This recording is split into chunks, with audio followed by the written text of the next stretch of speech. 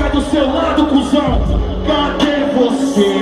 Vem cá pra me dizer. Deita, dorme e sonha a vida. É uma brincadeira. Quem me gerou, quem me criou, quem me ensinou a viver. Sorrir, chorar, cair, amar, sentir, lutar. Ganhar, perder, viver sem ter você. Se eu choro agora não é que eu sou fraco, é que eu tô me desmontando pra depois juntar pela cara. Não é fácil olhar pra cama e ver sua mãe chacoalhando.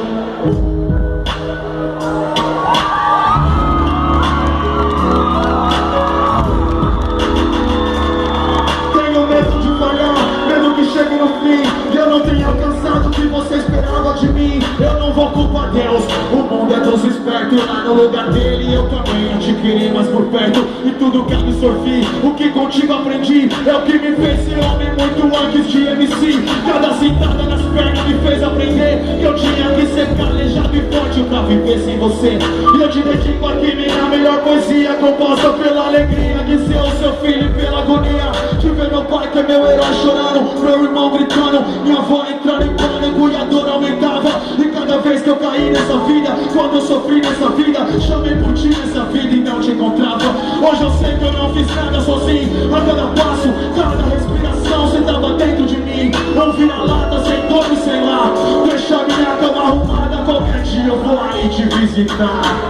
Cadê você? Vem cá pra me dizer. Deita, dorme e sonha a vida. É uma brincadeira. Quem me gerou, quem me criou, quem me ensinou a viver. Sorrir, chorar, cair, amar, sentir, lutar, ganhar, perder, viver sem ter você. Cadê você? Vem cá pra me dizer. Deita, dorme e sonha a vida. É uma brincadeira. Quem me gerou, quem me criou, quem me ensinou a viver. Sorrir, chorar, cair, amar, sentir, lutar, ganhar, perder, viver sem ter você. E eu vivo por você. E eu vivo por você. E eu vivo por você.